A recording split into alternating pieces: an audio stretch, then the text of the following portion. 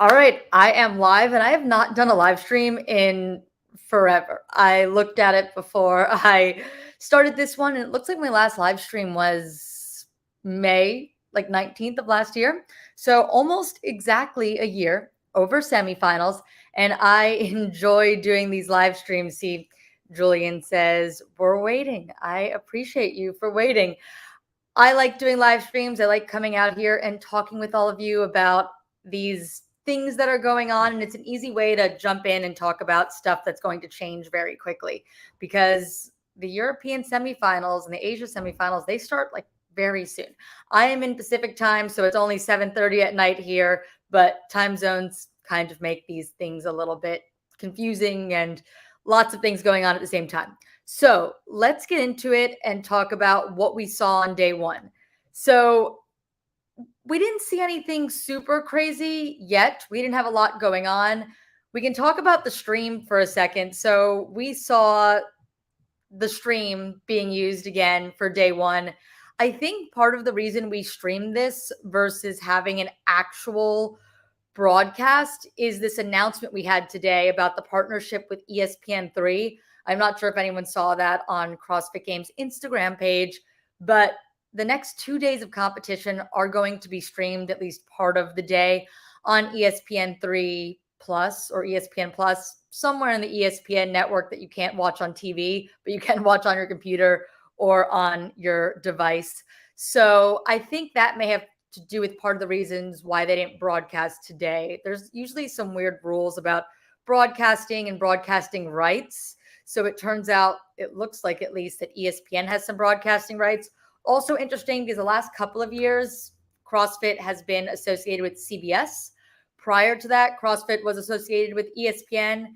And now it looks like, I guess for semifinals at least, it is going to be on ESPN Plus. I have some questions about that because I didn't realize that their partnership with CBS isn't happening anymore because I can't imagine they do both CBS for the games and ESPN for semifinals. So we might be shifting all to ESPN now. Maybe. I don't know. But it's definitely an interesting thing and something that I am curious to learn more about. Also curious to watch some of the stuff on ESPN3 because I wonder what it's going to look like. Are they using CrossFit's announcers or are they using their own ESPN announcers? I'm not sure. Definitely interested to see how that goes down this weekend. But for day one, for the European semifinal at least, that was streamed only on the CrossFit podcast channel. Not sure if anyone watched it. I actually have really enjoyed the CrossFit podcast channel when they've done this last year. I think Chase Ingram is fun. He's a good commentator. So I really enjoy having him comment on this stuff and listening to his perspective and his chats with the people that he had on the show today. Adrian Bosman was there at one point.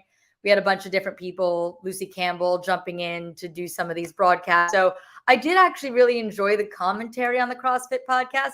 The very wide shot, especially for the team things, was really not great. I didn't know what was going on for a lot of the team events watching that super wide shot. Nothing that anyone really involved with that can do anything about. Like, I don't blame Chase or anyone for the way that looks. It's definitely above his pay grade, but it was hard during the first and second event for sure to know what was going on, who was where. I was not a big fan of the way that looked.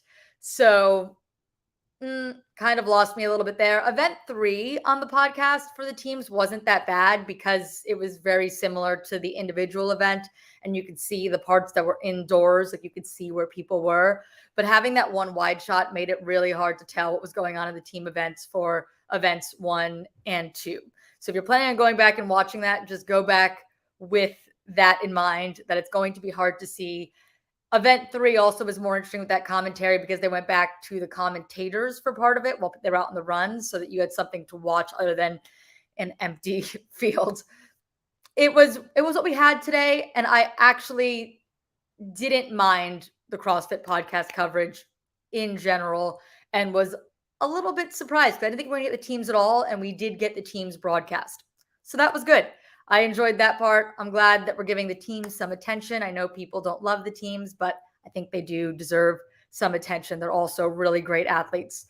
But I have up right now the men's standings for the individuals in Europe. So let's take a look at that. And to do that, I kind of have to click off my screen so I can't see your comments as well. But I can see what we're looking at and what we're talking about. So the people that are at the top of this leaderboard, the men that we're seeing here, I don't think there's anything negative here. I think all of these men are men pretty much that I'd expect to be in the top 10 in this event. It's really who is missing in this list. And we do have quite a few people missing. So Oldest Upanik being first in this event, don't mind that. Great athlete. Lazar Dukic, no surprises there. He was in the first of two heats. They did this in two heats of 20. And he started from behind in that first heat because of some penalties in event one from quarterfinals. We've talked about that ad nauseum, so we don't really have to go deep into that. But you would think that would the biggest negative of getting that big penalty and still making semifinals is that you're not in the top heats for day one. I don't think it mattered much because of the way that we had day one set up this year. One event, that's it, and it was only in two heats. It was really a best case scenario for Lazar in this situation that he was able to now move himself up into the top heat for the next 5 events. This was the event, honestly, that it mattered the least, I think. So it really did work out in his favor. We were on ESPN last year for the games. Were we? We weren't on CBS? I'm pretty positive we were on CBS Sports Network. I can look that up. And we have been on ESPN for the games in the past, but for several years, we have been on CBS Sports Network for the games. So, and I'm pretty sure that was last year too. I will check that. And when I make a video at the end of this week, at the end of the weekend, wrapping up the whole weekend, I will make sure I correct that. But I believe that for the last few years, we've been on CBS Sports Network. That has been the affiliation with CrossFit, but we have been on ESPN in the past. Yes, and I'm going to pull up that comment in a second. We're going to get there because, yeah, Yonakoski, we'll get there. He's not on this list yet. So Lazar has fixed all the issues from quarterfinals. Yonakoski has done the exact opposite. We'll get there, though. So then we have Luka Dukic, also did pretty well. He was in 4th. Colin Bouchard was an athlete that I said to keep an eye on, who might be able to sneak into this top 8 to make it to, or top 10, to make it into the field for the games. I had him in my people to watch, and he is currently in 6th. We'll see how the weekend plays out, but not surprised to see him there.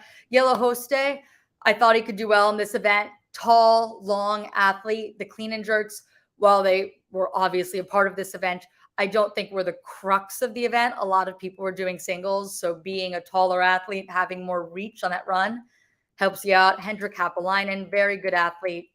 Have him safely within my predictions to make it to the games. Now we're going to scroll down and talk about, well, we'll start here first. Bjorkman Carl Gudmundsson, starting out a little bit lower than I would expect him to be. Oh, someone said first live. This is not my first live ever, but my first live in almost a year. It's been a while. It's been a second. So I am back, though, trying to do some lives and talk with all of you.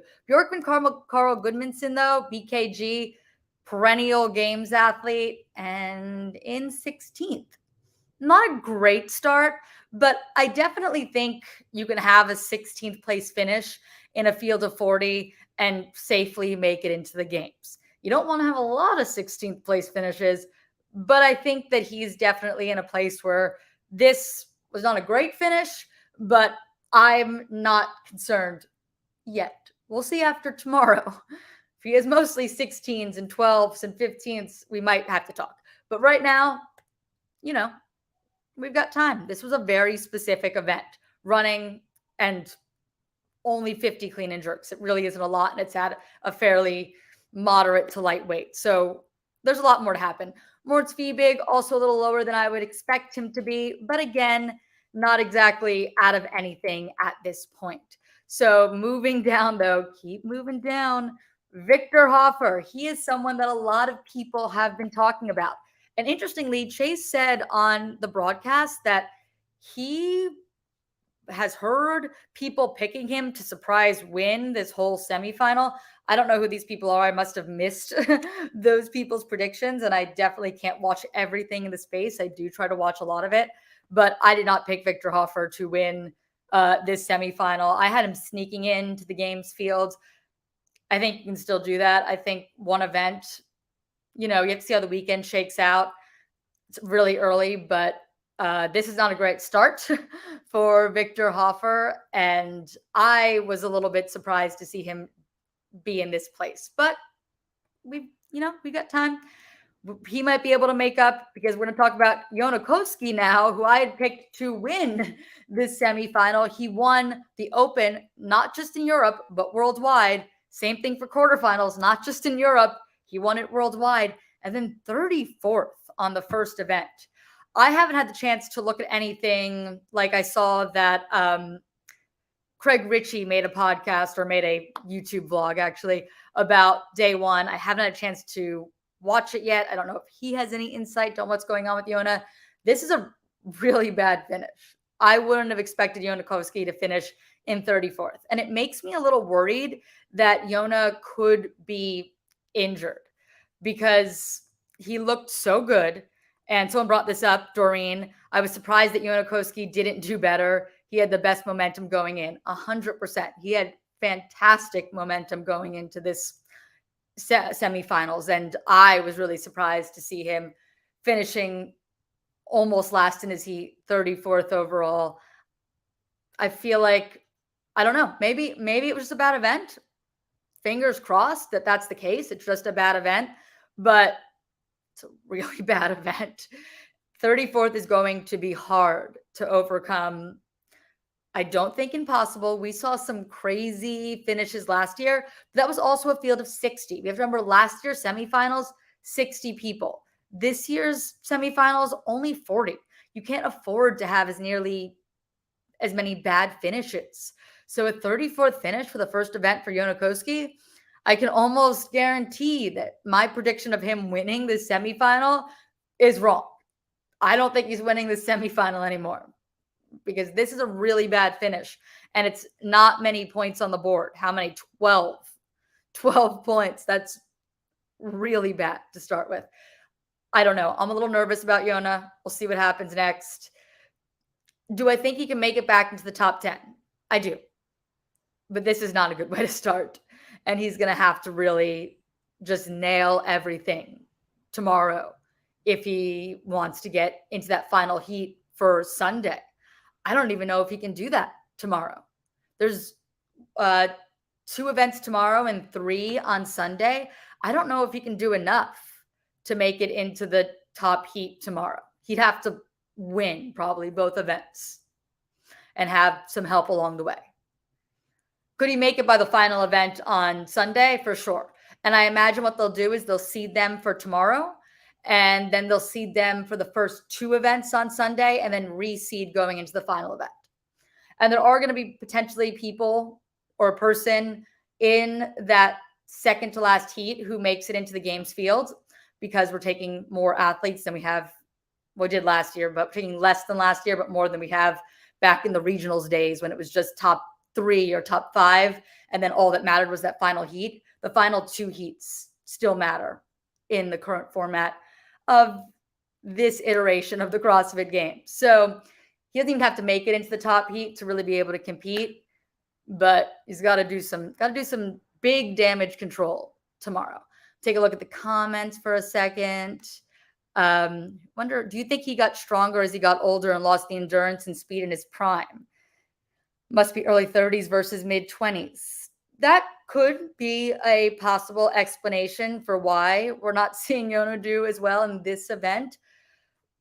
But I don't know. I don't think that explains enough of it. 34th is really bad. But if you want to make that same argument, you can look at someone like Bronislaw, who is now a Masters athlete, and he finished dead last in this event. So maybe it does have something to do with age, getting stronger versus faster. Unsure. I think Bronislaw should just book his tickets for Birmingham, Alabama, though. I think his chances of making it into the actual field of 40 for the individuals is over. Taking a last place finish, I think there's almost no chance. I know Sydney Wells basically took a last place finish last year and made it into the field. Difference there is we had a field of 60 in semifinals versus 40. I think it's going to be a lot harder with the point spread this year to have that bad of a finish and make it back up. Yonakoski in 34th, it's a scary position. I do think it's possible, but it is scary.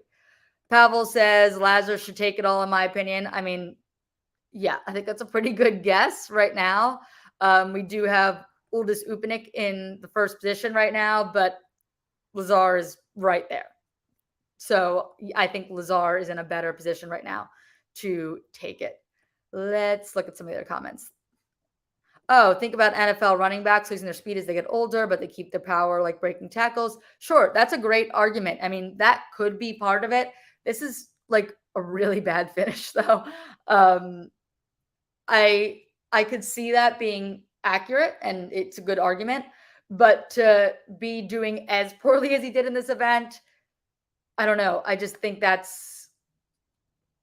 think about Sam Briggs, who's a woman versus a man, and women are built a little bit differently, but she was fast forever. Probably still fast now, even though she's like a little bit broken. But whenever she gets healed up, she'll probably still be super fast. So I just feel like there's got to be something else. Maybe he's sick. Maybe he has a cold. Maybe he just went out too hot. I don't know. But I would hope that he's a little bit better. Yeah, see, someone said Savan and the crew thinks he's injured. That was my worry. I've already said that that's like when I saw that finish, that was my first worry. He has been injured quite a bit in the past.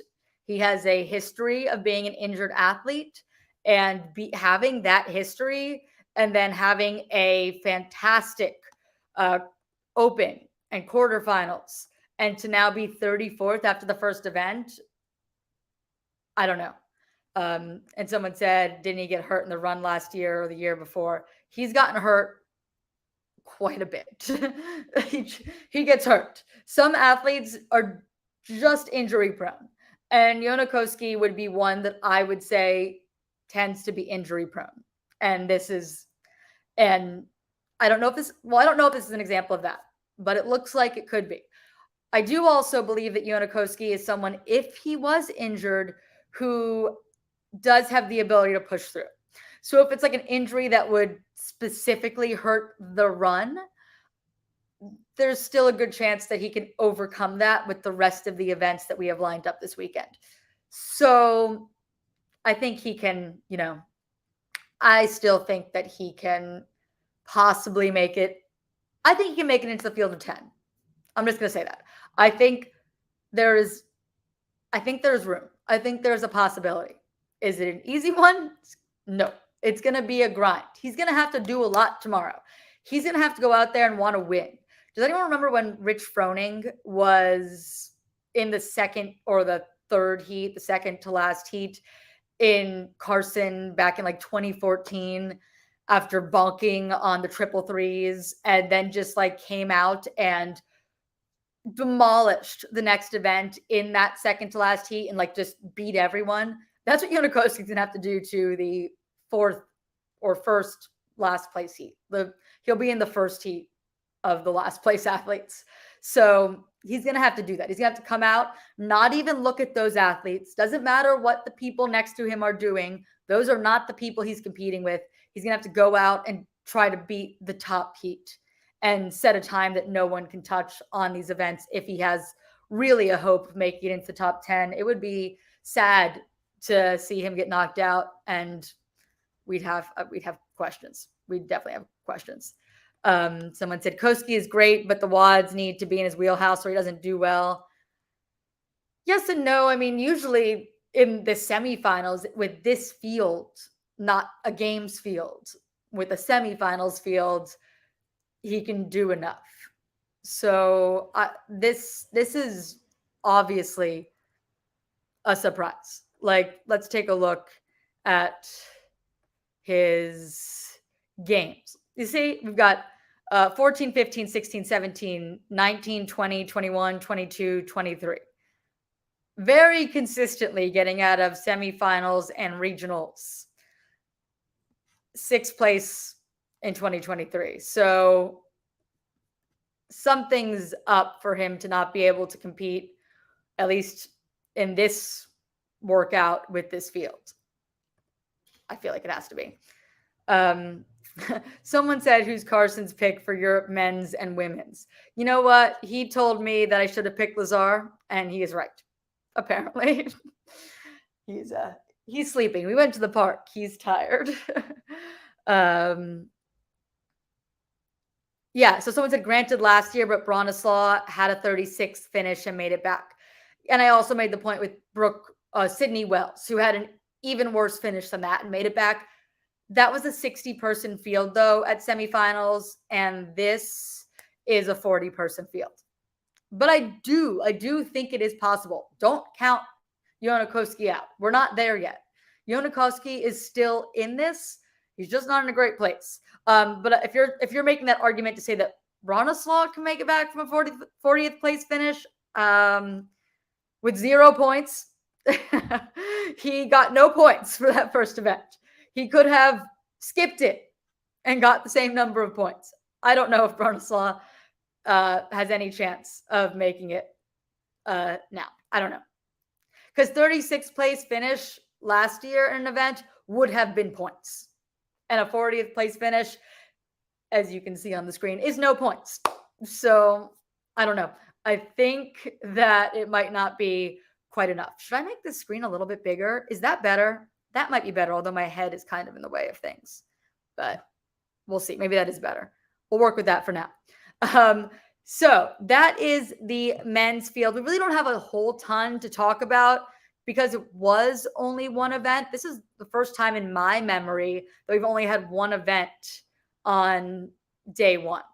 But this is the first time in my memory we don't have any sort of live stream at all for the individuals for the first day. So maybe that's also part of the reason.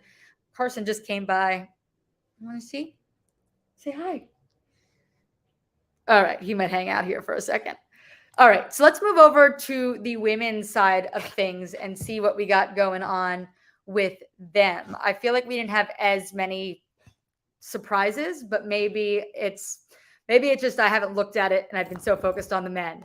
But let's take a look at the women and see what we got going on here. So in first place, Gabby Magala in this event. And I heard that Gabby was pretty confident going into this event that she wanted to see this event. She felt like this event was going to be her event. She was excited to do this event. This was the event she was most excited for the entire weekend.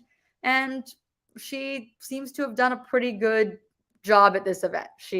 First place, came from behind. So Amy Kringle was leading the way. She was doing a lot of touch and goes.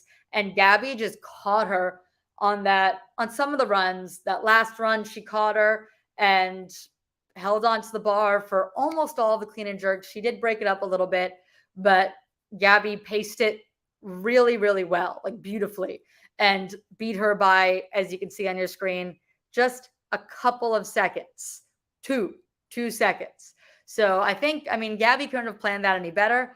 Also, Gabby Magala is our winner from the Europe semifinal last year. So that she might be here holding her position. Someone said, can you go over how many spots are available for Europe again? 10 for men, 10 for women. I believe they both had 11 last year. They've lost a spot, but I believe it is 10 for men and 10 for women, 8 for teams. And that's because the team's field for the games is no longer 40, it's 30. So we only have 8 teams coming out of Europe. That has nothing to do with any sort of seeding or losing from Europe specifically. The teams thing is just because the entire team's field for the games has been minimized. So, we have lost a spot for the women and the men, but I believe it is 10. I should have double checked that, but I am like 98% sure it is 10 for both of them. I believe that's what it was when I looked at it last time. But these things keep changing, which also makes it hard for me to keep track. But I'm pretty positive 10 for men, 10 for women. So basically your top heat could, at the end of the weekend, be the people who make it. But if the scores are tight at that cut line, you could have some people in that second to last heat who upset people in the best heat. So someone said, Gabby, all gas, no brakes. I mean, she really paced that last workout out well. I thought she would probably get second in this semifinal. I thought the events were a little bit better for Laura. Gabby may prove me wrong. Gabby's looking really, really great this year. But this was her favorite event of the weekend. So we should factor that in a little bit. This is her favorite event. She won it. She called her shot. She took it. She got it. So impressed by Gabby. And I have all belief that we're going to see her in Texas this year, possibly fighting for a podium position. Whether she wins this semifinal, we'll see as it goes. The rest of it goes down, but a great start for Gabby Magala. Moving down, Amy Kringle. She was in my athletes to watch. This was a great event for her, though. This is like her wheelhouse. So I don't know how much we should read into this yet. This is the problem with only having one event, is that this leaderboard is going to likely look very different tomorrow. Although I think we do have a lot of people that I expected to be near the top. Emma Tall, I had her on my list to make it to the games. I have it actually. Let me see. I have my list from when I made my predictions. Yep. I had her about middle of the pack. She's in third right now. We'll see where she ends up. Ella Wilkinson did very well. She was in the first heat and put up a really good time to beat. So I think that she looks pretty good. I don't know enough about her to say how she's going to look the rest of the weekend, though. Jennifer Muir, I had her on my list of people who could possibly sneak into that top 10. There she is in fifth. We'll see how she carries that. Jacqueline Dahlstrom. Jacqueline Dahlstrom had a really disappointing end to her season last year with her lane issues. And now I felt that she was going to be a middle of the packer, be solidifying a position to get to Texas, but not necessarily be a podium contender in this semifinal and not be flirting with the cut line. That's like exactly where she is right now. So I think a good start to Jacqueline Dahlstrom's weekend, especially coming off of a really poor event with that lane 8 issues last year. So happy to see Jacqueline doing well. Just beating Laura Horvath by 3 seconds. And Laura Horvath, she is our defending fittest on earth. Really incredible athlete. This is not her event. I don't think of Laura Horvath as a runner. Barbell shouldn't be a problem for her, but like running, she's not awful at it, but I just don't think of that as her strength. And she seventh. Seventh is great. Seventh is all you need. You know, you don't need to do much better than that. If you got seventh in every event, you'd probably be on the podium. Probably. So that's a really good finish. And I think there's definitely some events here that Laura is going to do a lot better than seventh in. So good start for Laura, in my opinion. Elena Cartala Sanhuya. I probably didn't say that right. But athlete that's been in the semifinals field for a long time, doing well here. Probably could have had her on my list of people to watch. I don't think she'll be in the top 10 at the end of the weekend, but a good start for her. Miriam Von Rohr. This was that woman who won the Open, did really well. She was, are we pulling up comments? Someone asked. We are, not necessarily all of the comments, but we are pulling up some of the comments when I have a chance to look over at them. I'm the only person doing all this, so it's a little bit, doing a lot of things. But we are pulling up comments when they pertain to stuff that we're talking about. So going on to Miriam Von Rohr, she is that High Rocks athlete who did really well in the Open. Some people weren't a huge fan of seeing a High Rocks athlete come into CrossFit, but she did start in CrossFit, went over to High Rocks, and now is back in CrossFit and doing super well here. But this is also an event, knowing her High Rocks background, that she should do well in. I don't think that says good things for her for the rest of the weekend, because this was probably her best event.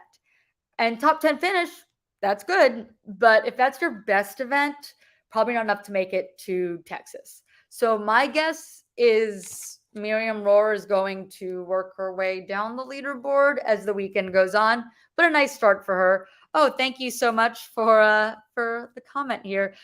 LDY 2742. Good start, Laura. Good start for Gabby. Yes, totally agree. Both those women, really good starts. Gabby, she called her shot on this one. And Laura, this is not her top event, but seventh is great for a okay event for you. So, yes, very good start for both of them.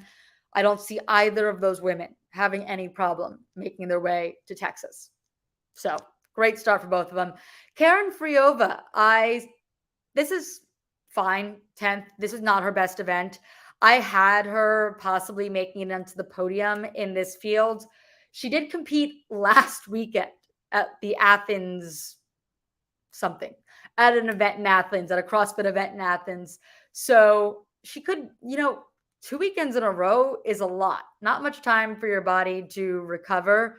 She does like to compete a lot. We've seen her compete a lot. She goes to Dubai usually and things like that. So she likes to compete. I don't think it's going to impact her ability to qualify. This is a fine position for an athlete like her. This isn't her strongest event. So we'll see how she does throughout the weekend. I think she'll be in a safe position. Rebecca Vidison, she looked really good. She's a games athlete, went last year. She looked really good in that heat, in this first heat, but she looked good in the first heat, and apparently the score didn't hold up as much as you would think. But 12th is fine. These are positions that are, right now, all these positions on the screen, you can easily make it into the top 10 from here. So Rebecca Vidison, Andrea Solberg, Manine Anganese, like all these people, they are in fine positions to make it back to the games. Didn't she win last year, Friova? She did not win Europe. She has won lots of events, but Gabby won the Europe semifinal last year. But I'm sure she won something last year. Didn't she win? Oh, she did last year. Yes. No, not Europe. She did win the Athens thing that she went to, though. She went there, she won, she got money. Probably makes all the sense in the world for her to compete and do that competition right before. I think she's good enough in this field to make it back to the games. So I don't really think that she hurt her chances of anything. But if she doesn't qualify, Karen Friova, and she competed last weekend, it will beg the question. It's kind of like Danny Spiegel last year, who traveled like the week before, like a big trip, traveled the week before semis last year and then didn't make it. And people were like, was it because she wasn't prioritizing semis? I think that she's doing things that she wants to do. I'm not judging that, but it could have had an effect on her performance at semis, and possibly competing the week before could have an effect on Karen Friova's. But if Karen qualifies for the games, that's really all that matters. Doesn't need to qualify. If you qualify in 10th or 1st, doesn't really have that much bearing on what happens at the games, other than your original seeding for the first event. And a lot of times those first events are mass start events, so it might have like absolutely no impact. So as long as she qualifies, doing Athens is a fine decision before doing this. She won a lot of money at Athens, and if she makes it, she makes it. So I think she's fine. But all these women that are previous game athletes, Rebecca Vidison, Emma McQuaid, Andrea Solberg, Manon Anganese, all in fine positions to make it into that top 10 still. Lots still going on. Oh, Lisa Fuliano. I didn't really hear her talked about much, and a 20th position here makes sense. She wasn't really talked about much on the broadcast, but 20th is still fine. Claudia Gluck, I had in my people to watch here in 23rd. And she could still make it into the top 10 from there as well. We don't really have any woman like we do on the men's side with Yona Koski, who just totally bonked on this workout and have really ruined their chances. Thuri Helgadottir, would love to see her make it back. I think that she's one of the athletes that's been here so long. She's like the only daughter I think we have competing this weekend. Yeah, I can take a look at the leaderboard, but I think she's the only daughter, the sole daughter holding things down. And 29th, it's not a great finish for her, especially in this event. I thought she'd do a little bit better here because there's going to be some other events that I don't think she'll do as well in, like the snatch ladders, because she's a smaller athlete. But again, I still don't think this is totally impossible to come back from a 29th place finish. Just bad to have it be your first event. But you can also argue they have a whole night to move on from it and like put that aside. So maybe it's the best day to have a worst event. Maybe that's a way we can look at it for Yona Koski. Someone said that they think Karen Friova is a mayhem athlete. Yes, I think you are correct. I've seen that too. Someone said, I'm rooting for Claudia Gluck, that is, because a lot of people have counted her out. She is full of surprises. I had her on my people to watch. I had her as like my top person to watch. And she definitely is in a position where she can still make it into that field. I mean, 23rd, I guarantee throughout all the semifinals, you will see some people with 23rd place finishes, 25th place finishes, making it still into that top 10 here. It's a little bit different from other places. I mean, if Asia, obviously not, but in these bigger fields, Europe, North America West, North America East, I think you will see people with 20 something finishes, multiple people making it into the top 10, even with those finishes. Someone said, Koski will bounce back. Listen, I hope so.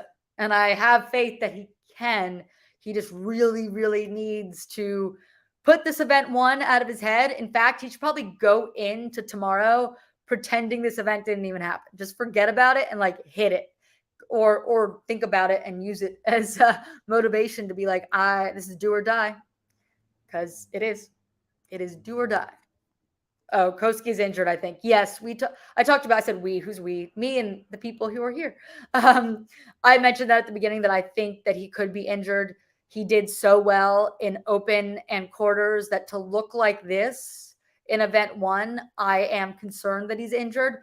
But if it's an injury that would impact running the most, it may not be that big of a factor come the rest of the events. So he's been injured before, even at the games, and done really well. So I still think that if he is injured, there is a chance he can overcome that injury, depending on what it is. But we could also see in a couple hours that he pulls out. Anything could happen, but I just think there's still a possibility that even if he's injured, he can tape whatever it is up, or it just doesn't impact other movements other than running, or he's not injured and something just bunked. There's that chance too. But my first thought when I saw his finish, injury. That is exactly what I thought. I hope not though. I'll say that. I hope not. Back to the women. I don't really think actually there's much more to look at down here. Sarah Sigmundsdottir's out. We know that. Even said it in my preview. Has an autoimmune disorder that she's working on getting under control. Couldn't compete. I really would love to see Sarah Sigmundsdottir back out on the floor. I think she has every intention to get back down on the floor at some point, but it's not today. But she did get the same amount of points as Bronislaw, and she did nothing. So, that was a really bad finish for Bronislaw. Someone who was at the games last year. Lucy McGongle, she is 17. She can compete as a teen. She's not like aged out yet. So I think that's what she's doing this year. If she made it to the games like Olivia Kerstetter did last year, or Emma Lawson, does she have both options? Some people chose not to even have both options. I know that Mal O'Brien did do both when she qualified her first year. Like she did the teen one and she did the individual one. Lucy McGongle, I believe, did the same thing. So she is likely just going to be a teen athlete this year after this first event. She went to semis last year. Great experience for her. I believe she's proven now. So just, I think she's just getting practice at this point. I don't think she's someone we're really going to be talking about all weekend. I think she's just here. Let's touch on, please don't all click away. Let's touch on the teams. I think we got to give the teams a little bit of attention. Okay. There's great athletes in the teams. There's actually some interesting individual athletes in the teams this year. So a lot of the athletes that are in this top 8 right now are all athletes that I mentioned that I thought could be going to the games. So there's not really a whole bunch of surprises here, but CrossFit Prastanda Krieger, they are in first right now with a 5th, 3rd, and 3rd. But if you look at these scores, no one here is exactly running away with it. I mean, 268 points, 252. But there are, looking at the teams, because the teams are only 2 days, there are a lot more, everything's a lot more solidified here. It's not solid, but looking at the individuals, so much can change. Looking at the teams, we have a good idea after this one day. Unfortunate that all we got was that one wide shot, and they put 3 events, 3 of 5 on day one where we couldn't really watch them the same way we'd like to. Maybe they should have done 2 events, but it is what it is. So we have CrossFit Prastanda Krieger in first, CrossFit Walleye Orca in second. And this is the team, I believe, with a bunch of athletes that a lot of us should be familiar with. Yes. So we've got Mia Hesketh on this team, super strong, impressive athlete, a mom now, came back and PR'd that lift with the cleans and front squats and jerk from 2 years ago before the baby. So super, super impressive mom strength there, still making PRs after having a baby. So very impressive. Mia Hesketh is captain. Then we have Christoph Horvath. That is Laurel Horvath's brother. He looked a little bit off after his lift. He failed a lift, but he didn't look off in the next event. So I think we're all fine there. Elliot Simmons and Jamie Simmons, married couple, been on teams together before. Jamie Simmons has been a great individual athlete. Elliot Simmons has completed before as an individual as well. So we've got some pretty impressive athletes on this CrossFit Walleye Orca team. I think they could also possibly make it back into the top position. They're only 16 points out, so definitely someone to keep an eye on. CrossFit Oslo Krieger PSL Pumpkin Spice Latte. I'm not really sure.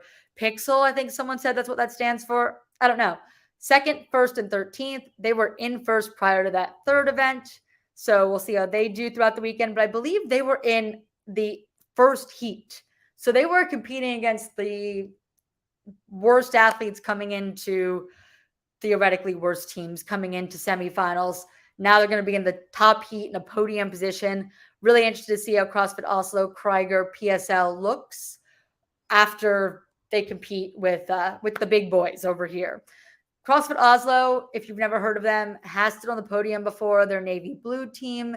They're not competing that specific team this year, although a lot of the athletes still are. Lena Richter is just over in Miami with the probably the winner of the CrossFit Games, that team, Noah Olson's team.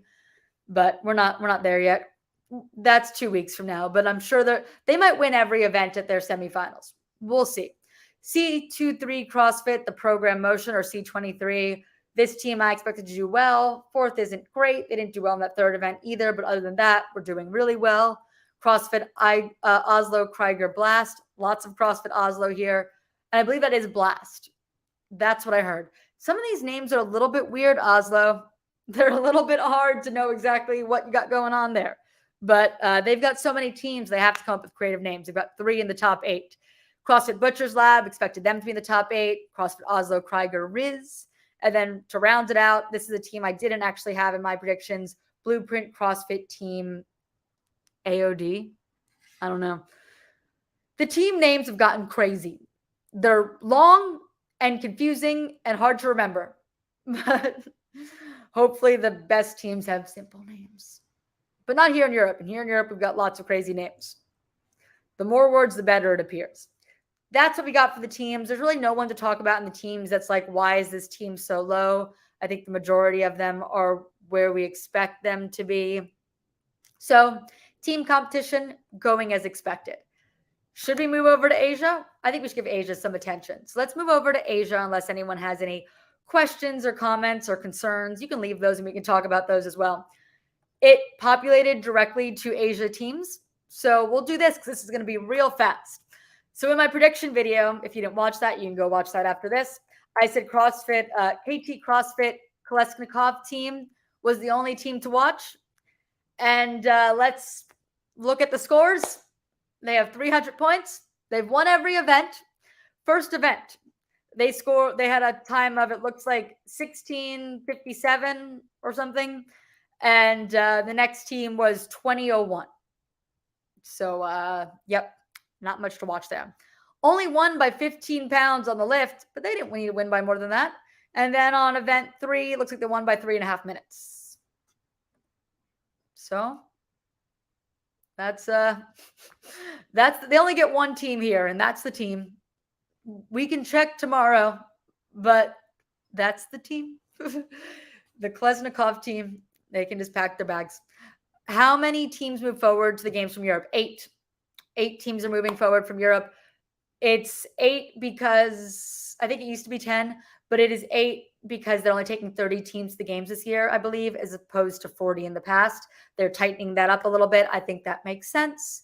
I don't think many people are watching the 31 through 40 teams anyway, and they really weren't having much of an impact on the top teams. And maybe having less teams will make the team competition more exciting because every team will have a little bit more importance. I don't know. Different thoughts can be had there. I don't dislike making the team field a little bit smaller. Let's move on to the individuals because, like I said, even in my previous YouTube video before this all happened, there's not much to see on the team side on Asia just because there's just the one team is so much better. It's not even fair. Okay, so let's talk about the men over here. And I think the men here are about sort of what we expected.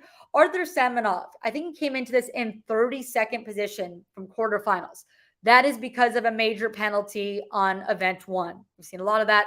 I believe he finished 162nd, if I'm recalling the numbers correctly, after the penalty. And you know what? It doesn't really matter because the first event here was that run. And most of the people, like, it didn't really make a difference between the first or second heat because he had heats of 20 in that run. It's better to be in the top heat, but you were only in one of two, like the second of 2 heats or the first of 2 heats versus 4. So if you're like with this penalties and some people being shifted into a lower heat for the first event, it didn't matter as much because of what the first event was.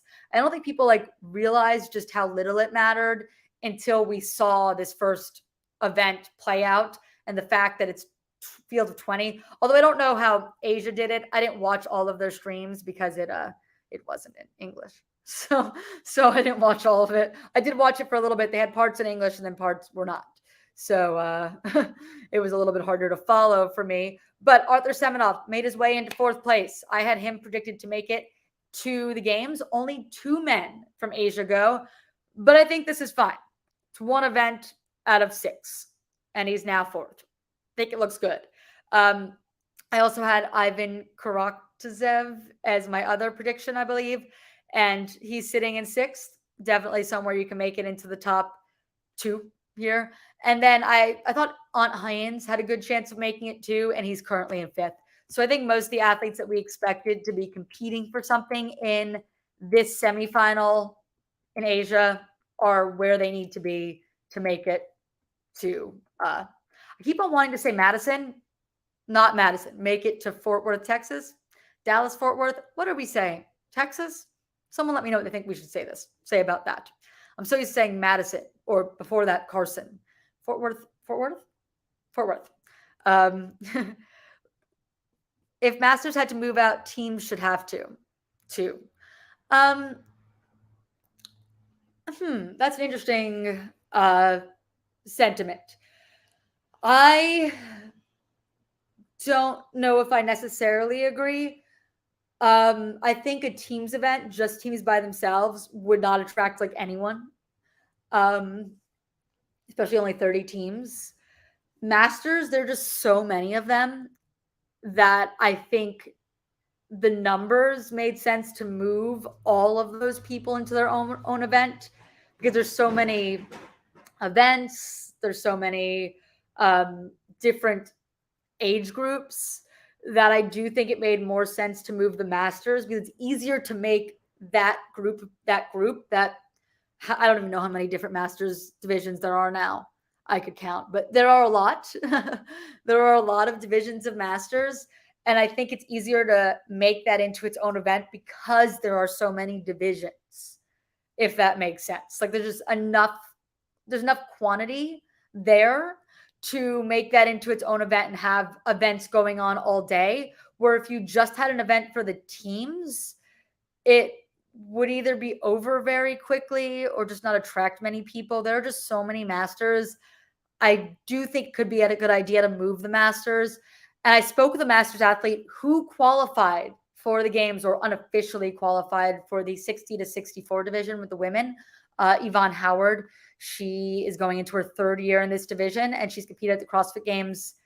This will be her 8th time. So she has a lot of experience, and she actually thinks having the Masters be on their own is better for the Masters because it'll give the ability for the Masters to be spotlighted, where I don't think at the games when it was everything, I feel like they were kind of an afterthought, where now they'll be the thought. If you're going to Birmingham, you want to watch the Masters. When we have the broadcast for Birmingham, which I really hope there is, and I imagine there will be, when we have the broadcast for Birmingham, it'll be all about the Masters. Those are the people we're talking about. So I think it's going to give the Masters a really good opportunity to really tell Masters stories and be entirely focused on Masters versus the teams, where I just don't think it would draw enough attention.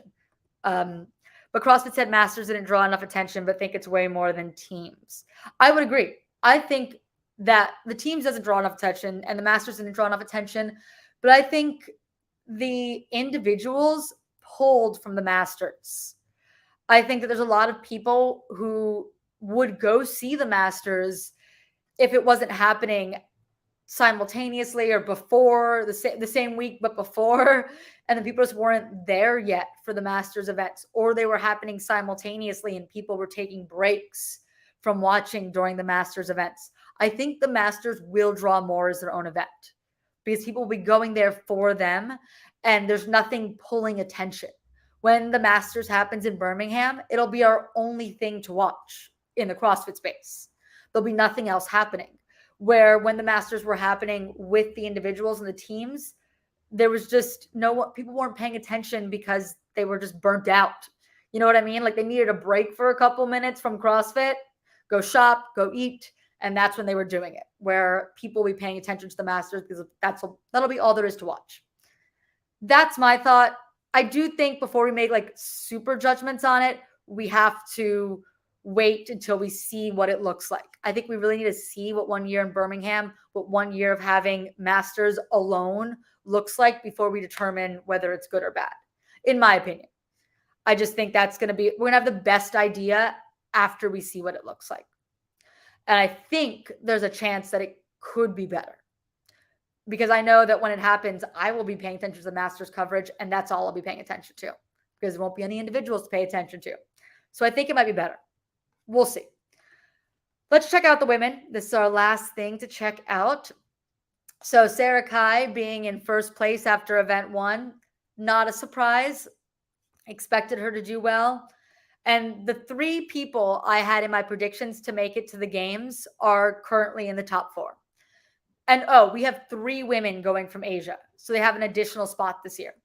So Sarah Kai did really well at the games last year. Came in 26th, I believe. Looks like she's going to dominate. I think she's going to dominate this semi. Sungyeon Choi was the athlete prior to Sarah Kai who was doing really well in this region. She was not competing last year. She's currently in 3rd. That is a qualifying position.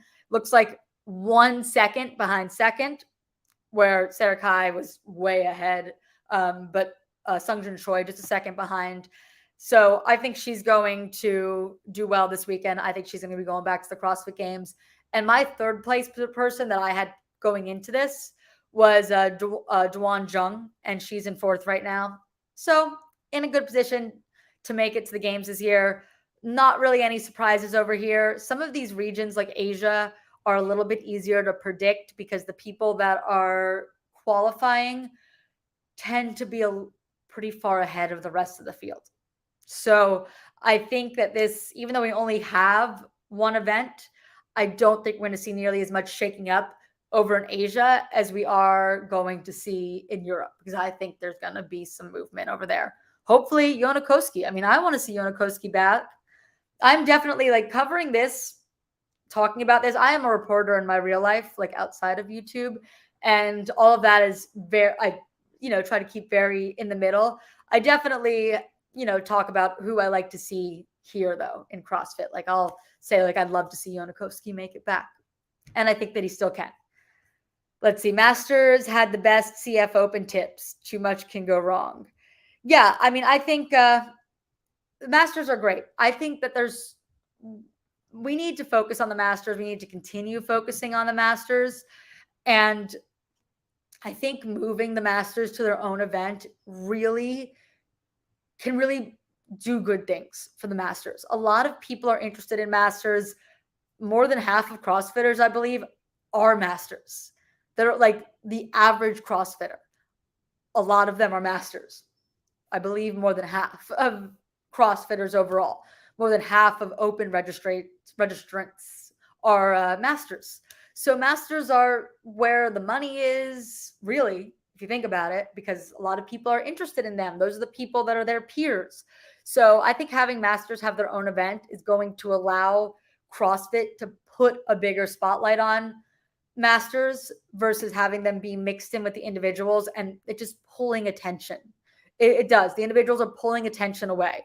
The individuals pull attention away from teams. The individuals are what people are most interested in, but it kind of hurts everything else around them.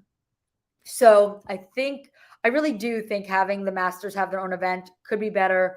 A lot of people are Masters. I hope people go to that event. I don't know if I'm going to be able to get out to it, but we'll see. We'll see if I can do it. I just started a new job 2 months ago, and I have limited vacation for the first 6 months. So we'll see. Try to get to the CrossFit Games, but I don't know about making it to Masters too. But maybe I would like to.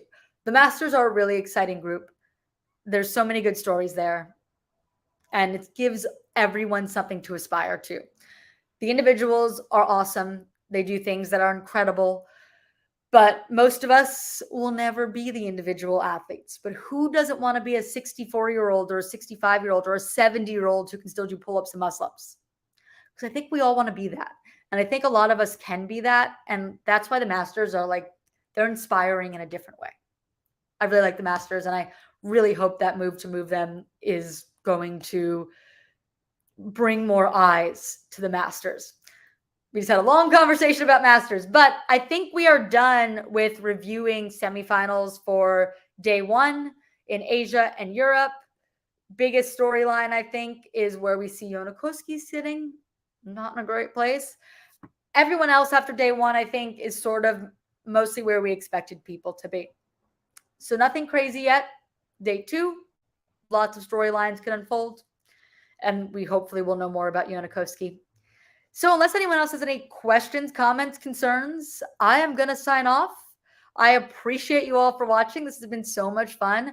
I hope to come back and do another live stream tomorrow. So if you're not subscribed, subscribe so you don't miss it. I will also have a wrap up after everything's over on Sunday, either Sunday night or Monday. That'll be like a regular video, I think. But I hope to do more live streams. This is fun. I love jumping in here and talking with you guys. I haven't done this in a year, so it was a lot of fun. I appreciate all the support. And we'll hopefully jump back in and do this again tomorrow. So I'll see you later. Carson's sleeping. If you missed Carson, you can scroll back and see him. Thank you guys. Appreciate you all. Bye. See you tomorrow.